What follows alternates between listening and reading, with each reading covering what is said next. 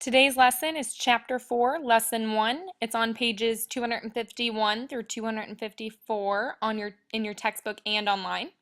Our objective is I can round and use compatible numbers to estimate quotients when dividing by two-digit divisors. So our vocabulary is vocab that you've had before, but it's dividend, divisor, and quotient. Question 1. The video says to round the divisor to the nearest blank. Question 2. If you were to estimate the quotient of 327 divided by 84, what would you change the dividend and divisor to?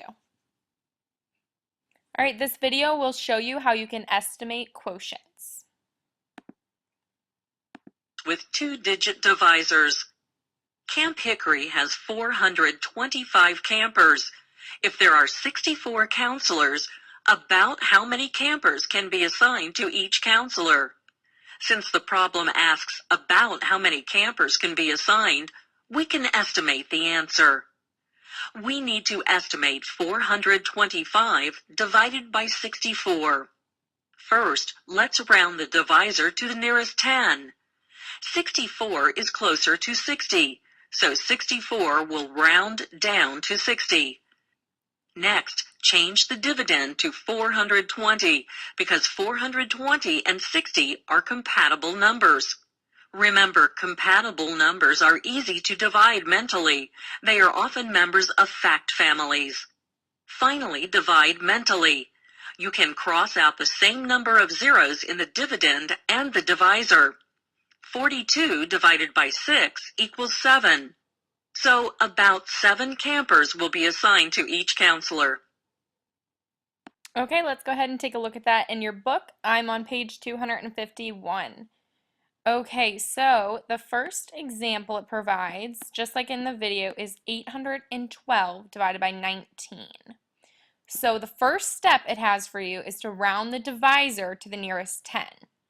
So with 19, the nearest 10 would be 20. So I'm going to get the pen out.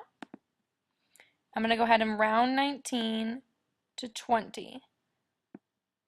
And the next step would be to round the dividend to the nearest 100. And this is the case because this number is in the hundreds. If it was thousands, we might have to round it to the nearest thousands. And then sometimes, we have to find a compatible number if the number we round it to isn't easily divided by. So if I'm rounding this dividend to the nearest hundred, though, I would have 800.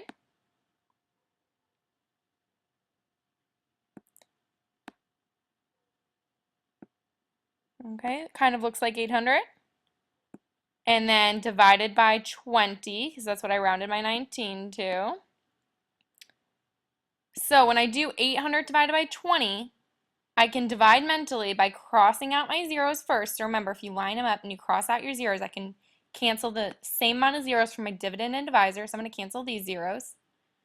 And now it's 80 divided by 2, which you should know, but if you don't, you could just do the basic fact of 8 divided by 2. And you would have 4. And then with that 0 from the dividend, our estimated quotient would be 40. So even if you just stuck with the 800 divided by 20, you would have the basic fact of 8 divided by 2, which would give you 4 down here. 80 divided by 20 is 4, it says, and 800 divided by 20 is 400. Or, sorry, 40. So 40 is about our quotient. So remember, we're estimating for a good guess of our quotient.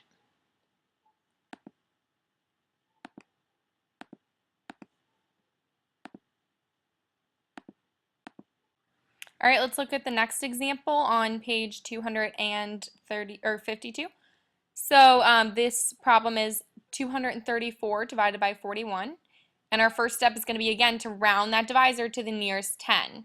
So we're going to round 41 to 40 then, because that's the nearest tens place. And then we're going to change the dividend to a number that's compatible with a rounded divisor. So you want to think of something, remember when you're thinking of a compatible number, you want to think of something, well, if I have 40 here, what could be a compatible number I could easily divide using my basic facts? So possibly 200, maybe 240, whichever you think would be easiest for you. So they went with 240. So 240 is pretty close to 234, so that would probably be a good compatible number to use. So then when we divide mentally, 240 divided by 40, we know our basic fact there is 24 divided by 4, and we get 6. And remember, in division, we can cancel out those zeros from the dividend and divisor. So the estimated quotient is about 6. And then it reminds you that you can check by using multiplication. So we could do 6, our quotient, times our divisor, 40, and we get 240, which is about 234, which is the dividend we started with before we rounded. Okay, so here are your questions again. Make sure you watch that video again or go back in this video if you can't remember question 1, and then try to estimate that quotient for question 2 and change that dividend and divisor. What would you change those to? So remember, we're going to try this in Google Forms, so make sure to record your name, your teacher's name, and the answers to these questions. Thanks.